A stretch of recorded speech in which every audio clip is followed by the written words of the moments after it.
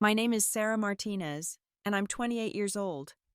Right now, I'm sitting in my car after my sister's wedding, and my hands are still shaking from what just happened. I never thought that my mother's words at Madison's wedding would completely change my life. The humiliation I felt when she told me I only deserved dry bread in front of everyone was crushing. But what I did next shocked all 200 guests into complete silence. The looks on their faces, the gasps from the crowd, even my sister's expression of disbelief. Before I tell you about that life-changing night, let me know where you're watching from, and don't forget to hit that like button if you've ever felt undervalued by your own family. Now let me take you back to the evening that changed everything. Growing up as the older sister in the Martinez family taught me early that love wasn't distributed equally. I'm Sarah, the responsible one, the practical daughter who never quite measured up to my younger sister Madison's sparkle. Madison is 25, 3 years younger than me, but she's always been the golden child in my mother Patricia's eyes. My mother, Patricia Martinez, is 52 years old and has perfected the art of subtle favoritism over the decades. She never outright said she loved Madison more, but her actions spoke volumes. When it came time for high school, Madison was enrolled in the prestigious St. Catherine's Academy, while I attended the local public school, because as my mother explained, the family budget could only stretch so far for one private education. The comparisons started early and never stopped. Madison inherited our grandmother's delicate features and petite frame, while I got my father's broader shoulders and what my mother diplomatically called a more sturdy build. Madison's hair fell in perfect waves without effort, while mine required an arsenal of products to look presentable.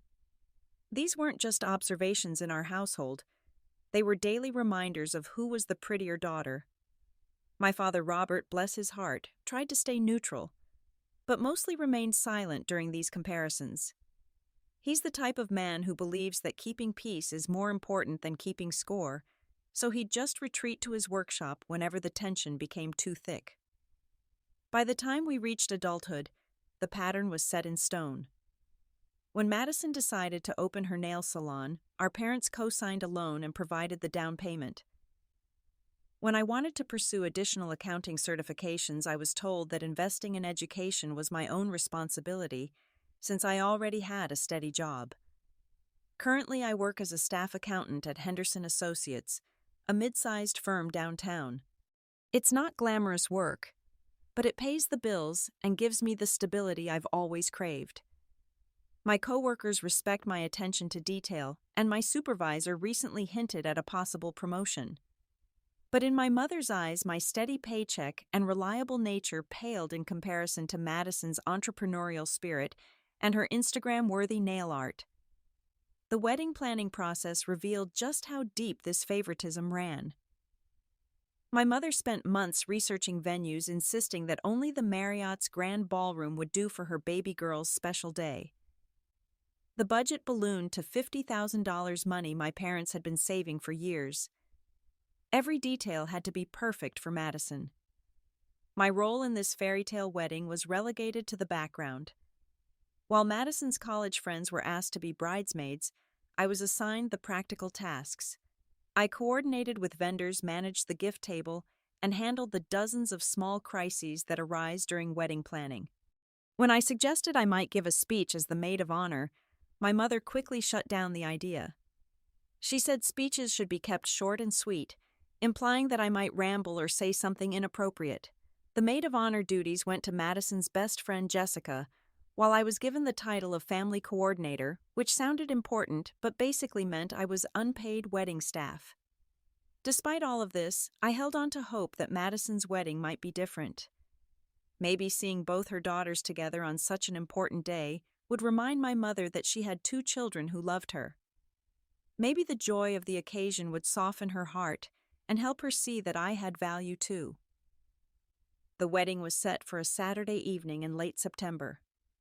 The guest list included 200 people, mostly Madison's friends and our extended family. The venue was everything my mother had dreamed of, with crystal chandeliers, white roses everywhere, and a dance floor that would make any bride feel like a princess. As the wedding approached, I found myself genuinely excited for Madison. Despite everything, I loved my sister and wanted her to have the perfect day. Her fiancé Kevin seemed like a good man, a software engineer with a steady job and a kind disposition. He treated Madison well and seemed to genuinely adore her. I spent weeks shopping for the perfect dress, settling on a navy blue cocktail dress that cost me $200, a significant portion of my monthly budget. I wanted to look elegant and appropriate to blend in seamlessly with the other guests and not draw attention to myself for the wrong reasons. The more I thought about it, the more I convinced myself that this wedding could be a fresh start for our family relationships. Maybe after seeing Madison settled and happy, my mother would have room in her heart to appreciate her other daughter too. The morning of Madison's wedding arrived with the crisp promise of autumn. I woke up at 5 in the morning, 3 hours before my alarm, my stomach churning with a mixture of excitement and nervousness. This was going to be a big day for our family, and despite all the complicated history, I was determined to make it beautiful for my sister. I had planned to do my own hair and makeup, having watched countless YouTube tutorials in preparation. My bathroom counter looked like a makeup store had exploded across it with foundation shades I'd tested at Sephora, eyeshadow palettes I'd researched for hours, and hair tools I'd borrowed from my neighbor. Meanwhile, Madison had a full glam squad arriving at the hotel at 8 in the morning. My mother had hired a professional hairstylist, a makeup artist, and even a photographer to capture every moment of Madison's transformation. The contrast wasn't lost on me, but I pushed down any feelings of resentment. This was Madison's day. I arrived at the family home around 10 in the morning to help with final preparations. The house buzzed with activity as my aunts arranged flowers and my cousins set up decorations that would later be transported to the venue. My mother was in full mother-of-the-bride mode, wearing her hair in curlers and a silk robe that read, "Madison's Mom," in gold script. When she saw me, she looked me up and down with a critical eye. "Well, you look acceptable," she said, which I supposed was better than criticism. "Your hair actually turned out decent. Just try not to draw attention to yourself today, okay? This is Madison's moment to shine." I nodded and smiled, biting back the response that formed in my throat. I busied myself with small tasks, folding programs, and arranging the emergency kit I'd prepared with safety pins, stain remover, and pain relievers. When Madison emerged from her room in full bridal glory, the entire house seemed to pause. She looked absolutely stunning in her $3,000 gown, her skin glowing from months of professional facials, her hair styled in an elaborate updo that had taken 2 hours to perfect. "Oh, my baby," my mother gasped, pressing her hands to her chest. "You look like an absolute princess, like something out of a fairy tale. I can't believe my little girl is getting married." Tears streamed down my mother's face as she fussed over Madison's dress, adjusting the train, and making sure every detail was perfect.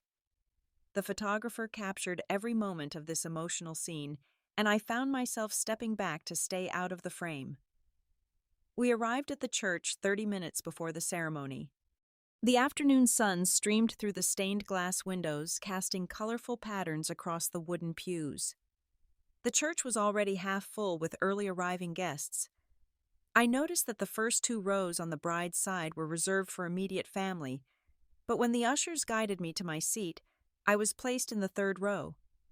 The 2nd row was reserved for Madison's bridesmaids and their dates. When I asked about this, my mother explained that the traditional seating arrangement put the bridal party closest to the altar.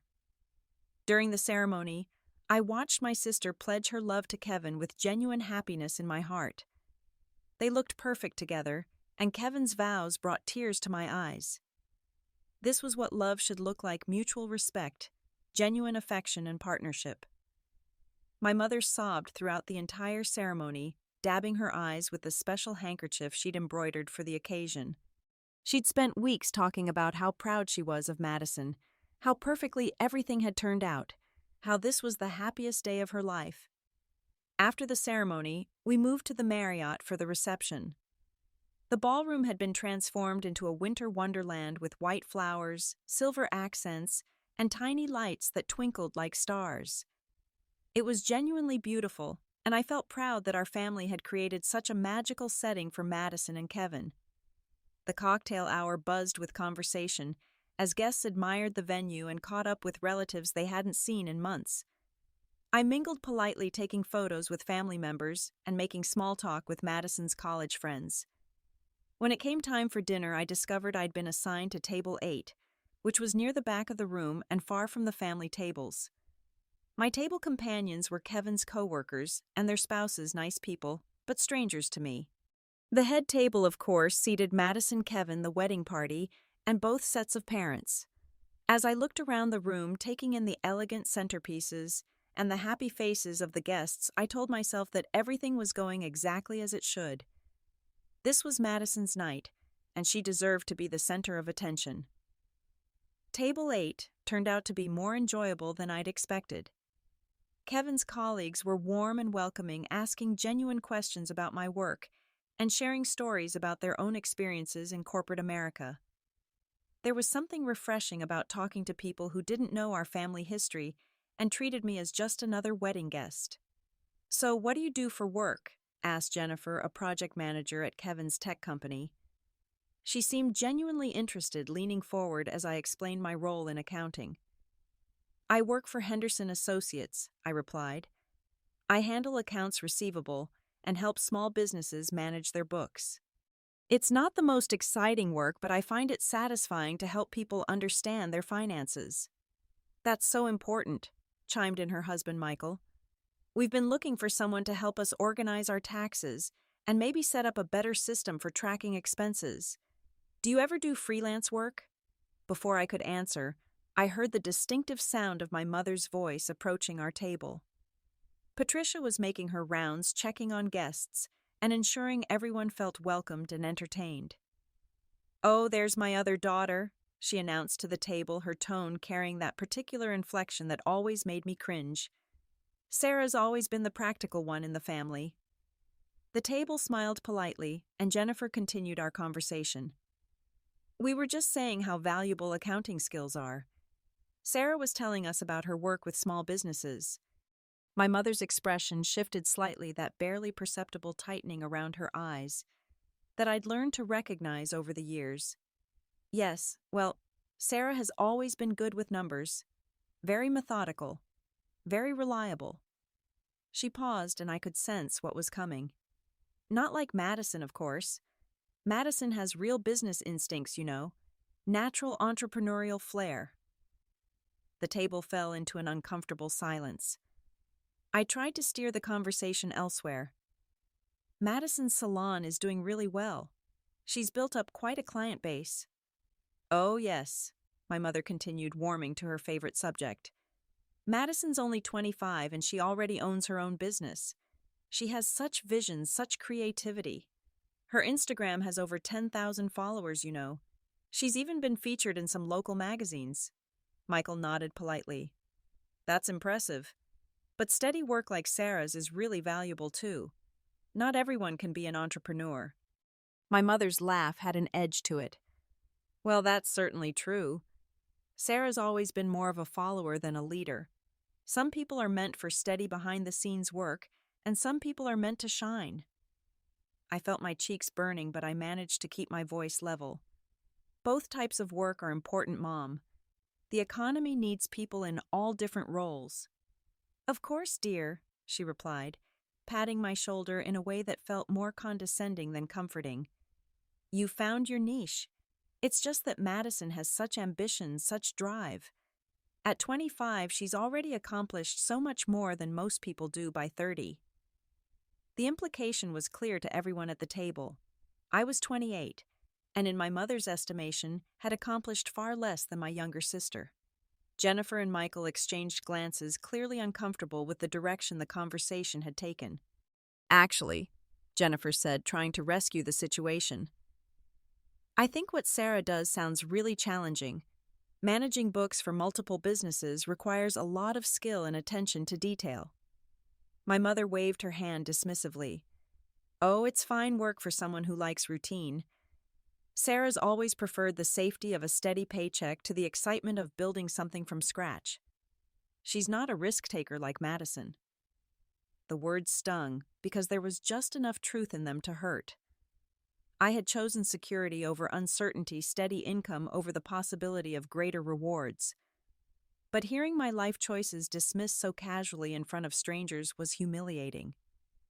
Madison's salon grossed 6 figures in its first year. My mother continued, oblivious to the discomfort she was causing. She's already looking at opening a second location. That's the difference between having vision and just having a job.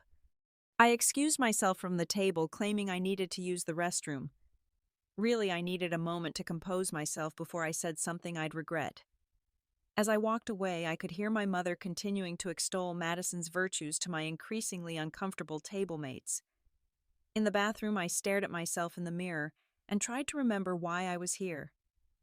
This was Madison's wedding day. I was here to celebrate her happiness, not to compete for my mother's approval. I could get through the rest of the evening with grace and dignity. When I returned to the table, my mother had moved on to charming other guests. The conversation had shifted to safer topics like the beautiful venue and the delicious dinner. But I could feel the sympathetic glances from my table mates, and I knew they'd witnessed something that made them uncomfortable. The damage was done, but I tried to salvage the rest of the evening by focusing on the positive. The food was excellent, the music was lovely, and seeing Madison so happy made all the awkwardness worthwhile. The dinner portion of the evening concluded with the usual wedding traditions. Madison and Kevin had their first dance to At Last, by Etta James, looking completely lost in each other as they swayed to the music. My father danced with Madison next, tears in his eyes, as he spun his youngest daughter around the dance floor. I watched from my table, genuinely moved by the tender moments unfolding before me. Despite all the family complications, these were the moments that mattered. Love, commitment, and the celebration of two people choosing to build a life together. After the formal dances concluded, it was time for the cake-cutting ceremony. Madison and Kevin's wedding cake was a 3-tiered masterpiece covered in delicate sugar flowers that matched Madison's bouquet. It had been ordered from Bella's Bakery, the most exclusive cake shop in the city, and had cost nearly $800. The photographer gathered the crowd around the cake table, and Madison and Kevin posed with the silver cake knife. The moment was picture-perfect, the happy couple laughing as they cut into the bottom tier, while their guests applauded and camera flashes illuminated their faces. "Make sure you get some on his nose," someone called out, and Madison giggled as she playfully dabbed a tiny bit of frosting on Kevin's cheek. The crowd erupted in laughter and more applause.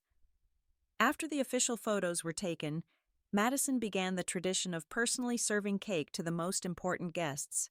She cut generous slices and handed them out with hugs and kisses, starting with her new in-laws and then moving to our parents. I stood with the other guests, waiting patiently for my turn.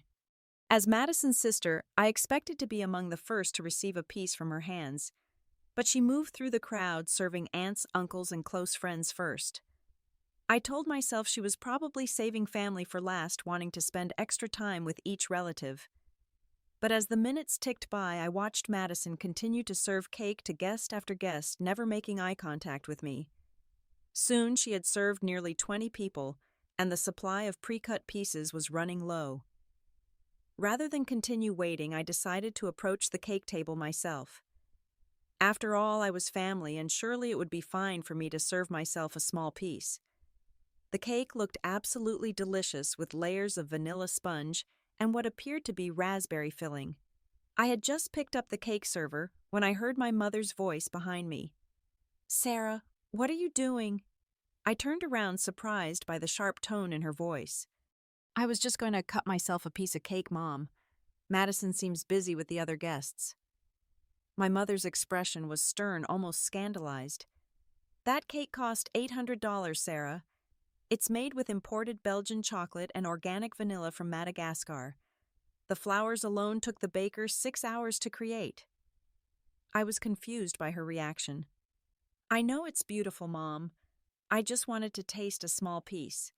It's a wedding cake. Isn't it meant to be shared?"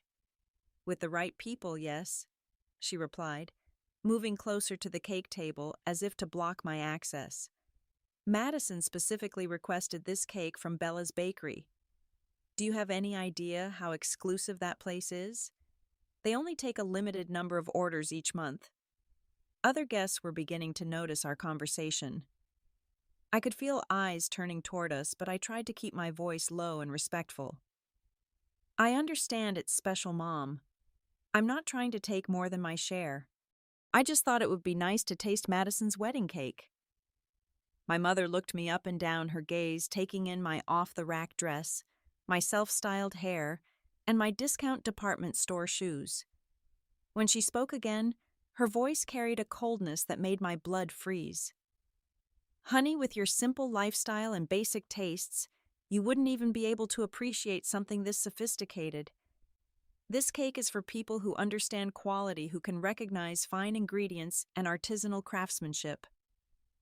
I felt like I'd been slapped. Around us, conversations were quieting as people sensed the tension. Mom, what are you trying to say? She sighed, as if explaining something to a child. Sarah, you've always been perfectly content with simple, ordinary things. You shop at Target, you drive a used car, you live in that little apartment with the basic furnishings. There's nothing wrong with that lifestyle, but it means you're not really equipped to appreciate luxury when you see it. My hands were shaking now, but I tried one more time to diffuse the situation. I understand that the cake is expensive and beautiful. I'm not asking for a huge piece. I just wanted to participate in the celebration. That's when my mother delivered the words that would change everything between us forever. Sarah, she said loud enough for at least 20 people to hear clearly, someone with your simple tastes and modest means only deserves dry bread. This cake is for people who have earned the right to enjoy the finer things in life. The words hit me like a physical blow. You only deserve dry bread, said by my own mother, at my sister's wedding, in front of a crowd of family and friends. The conversations around us stopped completely. I could feel people staring, some with their mouths slightly open, others looking away in embarrassment. The silence stretched for what felt like hours but was probably only 10 or 15 seconds. Madison, who had been laughing with friends across the room, looked over and saw me standing frozen by the cake table with our mother. Even from 20 feet away, I could see the confusion on her face as she took in the scene. Kevin's parents, who had been chatting nearby, were staring at my mother with expressions of shock and disapproval. Other guests were beginning to whisper among themselves, clearly uncomfortable with what they'd witnessed. But my mother wasn't finished. I'm not trying to be cruel, Sarah. I'm just being realistic. You've chosen a life of simplicity and frugality. There's honor in that. But it also means that certain experiences, certain pleasures aren't really meant for you. I stood there holding the cake server in my trembling hand, unable to form words. In that moment, 28 years of subtle put-downs, casual dismissals, and constant comparisons crystallized into this one devastating sentence. You only deserve dry bread. The silence that followed my mother's words felt eternal. I stood there, cake server still in my hand, as 200 wedding guests processed what they had just witnessed. Some looked away in embarrassment, others stared in shock, and a few whispered urgently to their companions. For 28 years, I had accepted my role as the lesser daughter, the practical one, the child who didn't quite measure up. I had internalized every comparison, every dismissal, every casual cruelty disguised as honest assessment. But standing there in that ballroom surrounded by witnesses to my mother's ultimate judgment of my worth, something inside me finally snapped. I set down the cake server carefully, my hands steadier now than they had been in hours. The trembling had stopped, replaced by a clarity I hadn't felt in years. I wasn't going to run to the bathroom to cry. I wasn't going to quietly retreat to my table and pretend nothing had happened. I wasn't going to smile and nod and accept this treatment one more time. Instead, I walked purposefully toward the small stage where the DJ had set up his equipment. The band was on a break, and the microphone sat unused on its stand. I had never given a speech in my life, never sought the spotlight, never demanded attention. But tonight was going to be different. I stepped up onto the small platform and reached for the microphone. The feedback squeal that resulted when I turned it on was sharp enough to get everyone's attention. Conversation stopped, heads turned, and suddenly 200 people were looking at me. "Excuse me, everyone," I said, my voice carrying clearly through the sound system. "I'd like to say a few words." I could see Madison near the cake table, her face a mixture of confusion and concern. Kevin had moved to stand beside her, his hand resting protectively on her waist. My parents stood frozen, my father's face pale and my mother's expression shifting from surprise to horror as she realized what was happening. "My name is Sarah Martinez," I continued, "and I'm Madison's older sister. I wasn't asked to give a speech tonight, but I think it's time I finally spoke up." The room was completely silent now except for the hum of the air conditioning and the distant sounds of kitchen staff cleaning up dinner plates. Even the children seemed to sense the gravity of the moment and had stopped their chatter. I want to start by saying how much I love my sister Madison. Growing up with her has been one of the greatest joys of my life. I've watched her grow from a curious little girl into the beautiful, successful woman you see today. Madison, you deserve all the happiness in the world, and Kevin, you're getting an incredible wife. Madison's eyes filled with tears and she mouthed, "Thank you," from across the room. Some of the tension in the crowd seemed to ease. This was starting like a traditional sister of the bride speech. "But tonight," I continued, "I learned something about family that broke my heart into pieces. I learned that sometimes the people who are supposed to love you unconditionally are the ones who place the harshest conditions on that love." The atmosphere shifted again.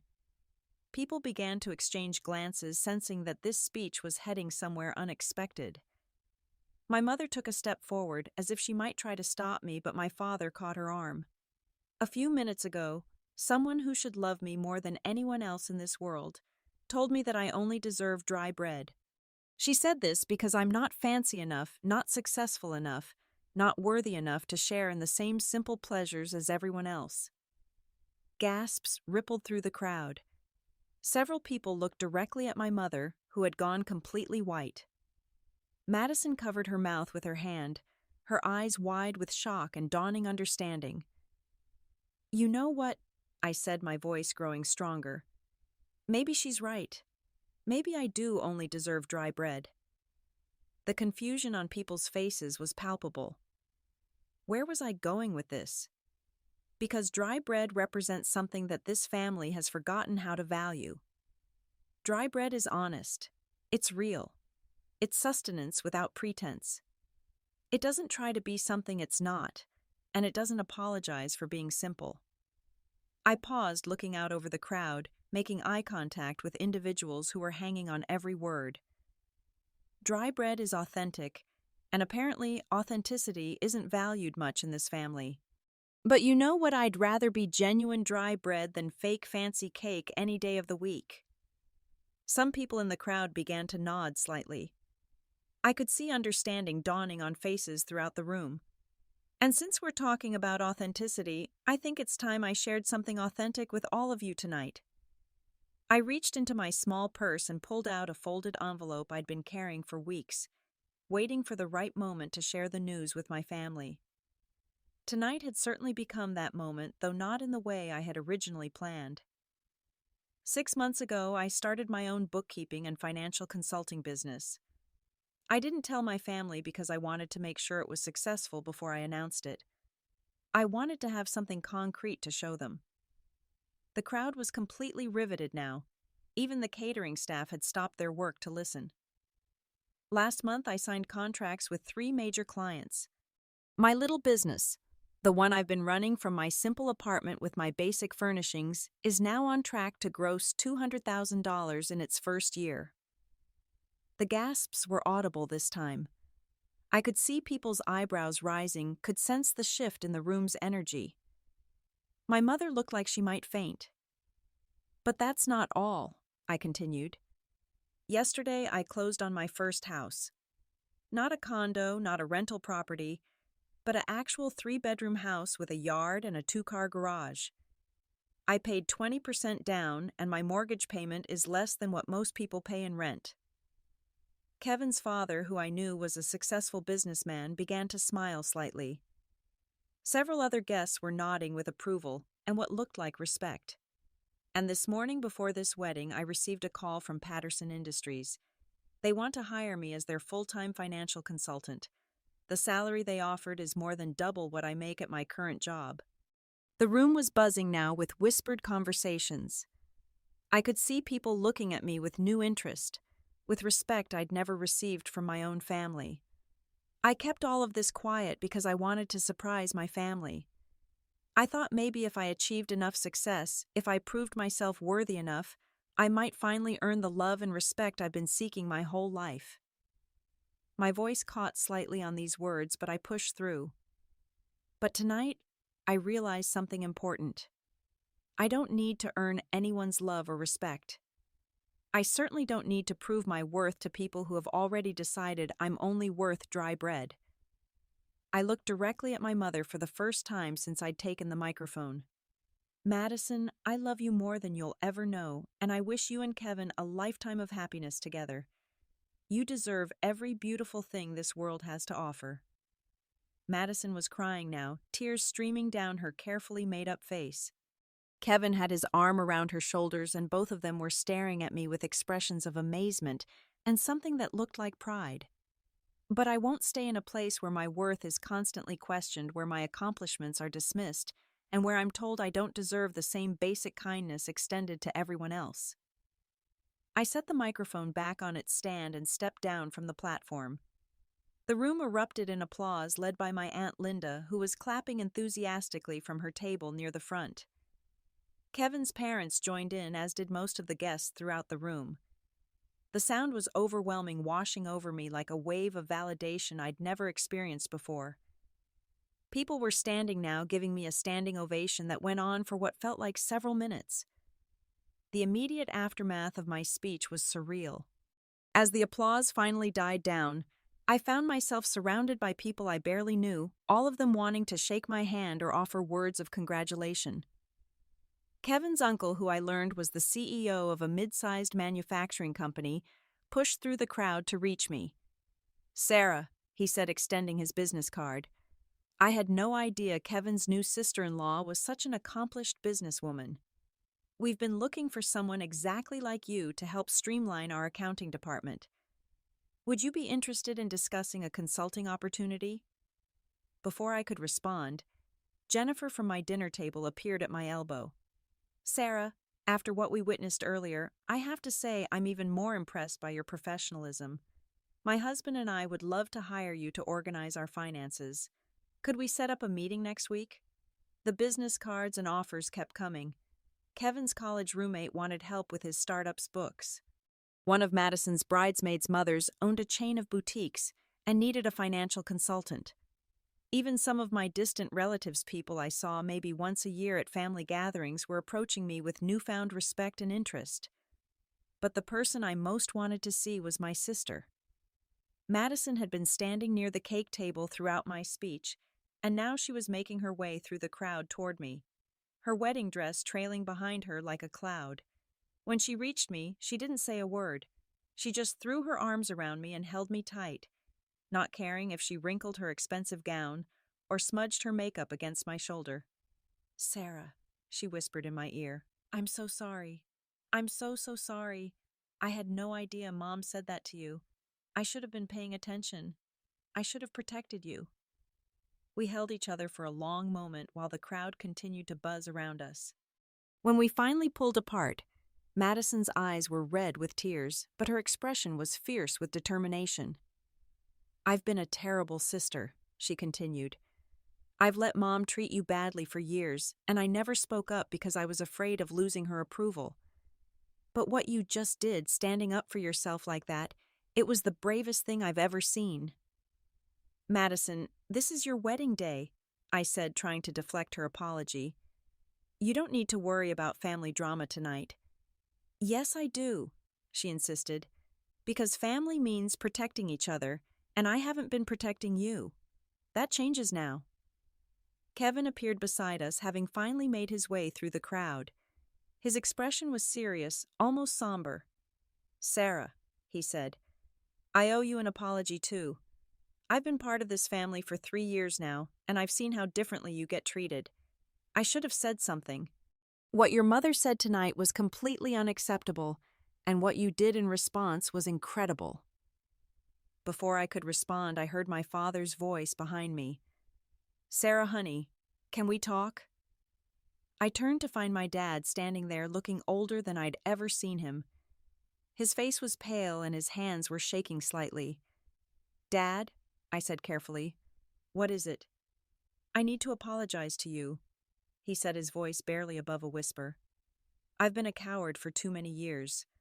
I've watched your mother treat you unfairly, and I've stayed quiet because I thought keeping peace was more important than standing up for what's right."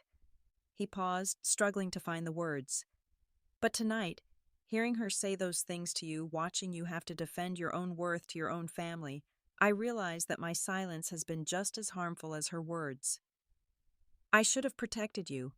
I should have been the father you deserved." The conversation was interrupted by the approach of my mother, who had been conspicuously absent during the congratulations and apologies. Patricia looked stricken, her carefully styled hair now slightly disheveled, her makeup showing the strain of the evening's events. "Sarah," she began, but I held up my hand. "Mom, not here. Not now. This is Madison's wedding, and I've already disrupted it enough." "But I need to explain," she insisted. "I didn't mean it the way it sounded." The crowd around us had grown quiet, sensing another confrontation brewing. Madison stepped closer to me, a gesture of solidarity that didn't go unnoticed. "Yes, you did," I said simply. "And that's okay. At least now I know exactly where I stand." My mother's face crumpled, but before she could respond, Aunt Linda appeared and gently took her arm. "Patricia, I think you've said enough for one evening," Linda said firmly. "Let's let the kids enjoy the rest of the celebration." As my mother was led away, I turned back to Madison and Kevin. Despite everything that had happened, I wanted their night to end on a positive note. "You two should get back to your guests," I said. "This is your party, and everyone's here to celebrate your marriage." "Are you going to stay?" Madison asked hopefully. I looked around the room, taking in the faces of the people who had witnessed my moment of truth. Some were family members who were still processing what they'd seen. Others were new acquaintances who suddenly viewed me as someone worth knowing. The dynamic had shifted completely in the span of 20 minutes. "Yes," I said finally. "I think I will stay." The remainder of the wedding celebration took on a completely different tone after my speech. Where I had previously been invisible, relegated to the background of my sister's big day, I now found myself at the center of attention in the most unexpected way. The dance floor beckoned as the band resumed playing, but instead of the typical wedding playlist, they seemed to be choosing songs with more energy, more celebration. Kevin's father, a distinguished man in his early 60s, approached me with a warm smile. "Sarah, would you do me the honor of a dance?" he asked, extending his hand. I think we have a lot to talk about. As we moved onto the dance floor, he leaned in close enough to speak over the music. "You know, Kevin's told me stories about his future in-laws, but he never mentioned how impressive his sister-in-law was. That speech took real courage." "Thank you," I replied, still somewhat bewildered by the positive response I was receiving. I never intended to make a scene at Madison's wedding. "Sometimes scenes make themselves," he said wisely. "The question is whether you handle them with grace or let them handle you. You chose grace." Throughout the dance, other guests approached us, wanting to continue conversations that had started after my speech. The manufacturing company's CEO confirmed his interest in hiring me for a major consulting project. 2 other business owners left their contact information with Kevin, asking him to pass it along to me.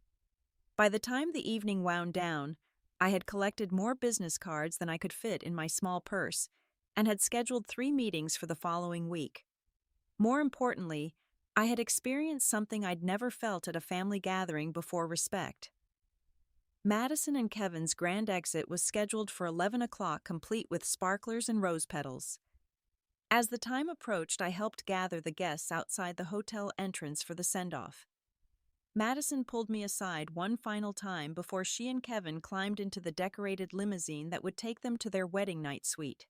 "Sarah, I want you to know that everything changes after tonight," she said, gripping my hands tightly. "I'm not going to let Mom treat you the way she has been. Kevin and I talked about it, and we both agree that what happened tonight was unacceptable." "Madison, you don't need to fight my battles," I told her. "I can take care of myself." "I know you can," she replied. "You proved that tonight. But sisters should support each other, and I haven't been supporting you. That's going to change." As the sparklers lit up the night, and Madison and Kevin drove away in a shower of rose petals and well wishes, I felt a sense of closure I hadn't expected. This day had begun with me feeling like the invisible, undervalued sister, and it was ending with me feeling seen and respected for the first time in years. The months that followed Madison's wedding brought changes I could never have anticipated. My consulting business exploded with new clients, many of whom had been at the wedding and witnessed my impromptu speech. Word of mouth traveled quickly in our city's business community, and soon I was booked solid with projects that challenged and excited me. The Patterson Industries job offer turned out to be even better than I had initially understood. Not only was the salary significantly higher than anything I had previously earned, but the position came with equity in the company and the potential for rapid advancement. Within 6 months of the wedding, I had moved into my new house, hired 2 part-time employees to help with my growing client base, and been featured in the local business journal as an up-and-coming entrepreneur to watch. But the most significant changes were in my family relationships. Madison kept her promise about standing up for me.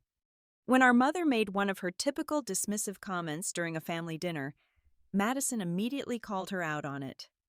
"Mom, that's exactly the kind of comment that hurt Sarah so badly at my wedding," Madison said firmly.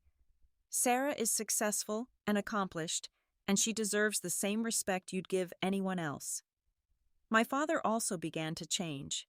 He started calling me regularly, asking about my business and expressing genuine interest in my life. For the first time, I felt like I had a real relationship with him, not just the polite distance that had characterized our interactions for years. The relationship with my mother proved more complicated. She attempted several apologies in the months following the wedding, but they all came with qualifications and explanations that showed she didn't fully understand the impact of her behavior. "I never meant to hurt you," she would say. "I was just trying to encourage you to reach for more." Eventually, I had to set clear boundaries. I would attend family gatherings and maintain a cordial relationship, but I would no longer accept being treated as a lesser member of the family. When she made comparisons between Madison and me, I would calmly change the subject, or if necessary, leave the room. The most unexpected outcome was how the story of my wedding speech spread beyond our family and social circle. Kevin's aunt, who worked in marketing, had recorded part of my speech on her phone and shared it with friends. Soon I was being asked to speak at women's networking events and professional conferences about standing up for yourself and recognizing your own worth.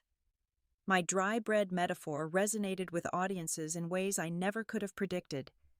Women approached me after these speaking engagements to share their own stories of feeling undervalued or overlooked in their families or careers.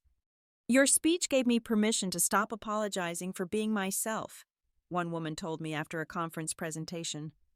I realized I'd been spending so much energy trying to prove my worth to people who had already decided I wasn't valuable. As I reflect on that transformative night 2 years later, sitting in the office of my now thriving financial consulting firm, I'm struck by how one moment of refusing to accept unacceptable treatment changed the entire trajectory of my life. My relationship with Madison has never been stronger. She and Kevin have become some of my closest friends, and Madison frequently refers clients to my business. She's also become fiercely protective of our relationship, making it clear to our mother that any disrespect toward me is disrespect toward her as well. My father and I have built the relationship I always wished we had. He regularly stops by my office just to chat, and he's become one of my biggest champions, proudly telling his friends about his successful daughter's business accomplishments. The situation with my mother has stabilized into a kind of detente. She seems to understand that the dynamic between us has permanently shifted, and while she may never fully comprehend the damage her years of favoritism caused, she's learned to treat me with basic respect. But perhaps the most important change has been internal. I no longer seek validation from people who have proven incapable of providing it. I've learned to recognize my own worth independent of anyone else's opinion, and I've discovered that self-respect is far more valuable than the approval of others. The business success that followed my wedding speech has been gratifying, but it wasn't the speech itself that changed my life. It was the decision to stop accepting treatment that diminished my sense of self-worth. It was choosing to believe that I deserved better even when the people closest to me suggested otherwise. I've learned that authenticity isn't always comfortable or convenient, but it's always worthwhile. When you stop pretending to be smaller than you are to make others comfortable, you create space for your true self to emerge and thrive. The dry bread comment that was meant to put me in my place actually freed me from a place I should never have been confined to in the first place. Sometimes the most hurtful statements can become the catalysts for the most positive changes in your life. I think about that moment often when I'm working with clients who undervalue themselves or accept less than they deserve in their professional lives. I share my story, not as a tale of revenge or triumph over family dysfunction, but as an example of what becomes possible when you decide to advocate for yourself with courage and grace. My mother's words were meant to diminish me to remind me of what she saw as my proper place in the family hierarchy. Instead, they became the push I needed to finally step into my full potential and claim the life I had been too afraid to pursue. Now, when someone tries to convince me that I should accept less than I deserve, or that my standards are too high, or that I should be grateful for crumbs when I could have the whole meal, I remember that night at Madison's wedding. I remember the power that came from finally saying no to being treated poorly. And I remember that sometimes the most radical thing you can do is simply refuse to accept unacceptable treatment. Sometimes the bravest thing you can do is stand up and tell your truth even when your voice shakes, and even when you're not sure anyone will listen. The question I always leave people with is this: what would you do if someone told you that you only deserve dry bread? Would you accept their assessment of your worth? Or would you show them what you're really made of? Because here's what I learned that night, and in all the days since: you teach people how to treat you by what you're willing to accept. And when you stop accepting treatment that diminishes your worth, you don't just change how others see you, you change how you see yourself. That wedding taught me that sometimes the most beautiful transformations come from the ugliest moments. Sometimes you have to be willing to make people uncomfortable with your truth before they'll see your value. And sometimes you have to be willing to shock people with your strength before they'll stop underestimating your worth. So I ask you, are you ready to stand up for your worth? Are you prepared to show the world what you're truly capable of? Because your voice matters. Your truth has power, and you deserve so much more than dry bread. Thank you for listening to my story. If it resonated with you, please share it with someone who might need to hear it. Hit that like button if you've ever felt undervalued by people who should have supported you. Subscribe for more stories about finding your strength and claiming your worth. And most importantly, leave a comment below, telling me about a time when you stood up for yourself or when you wish you had found the courage to do so. Your stories inspire others to find their own courage, and together we can remind each other that we all deserve a seat at the table, not just the crumbs that fall from it. Until next time, remember that your worth isn't determined by how others treat you, but by how you choose to treat yourself.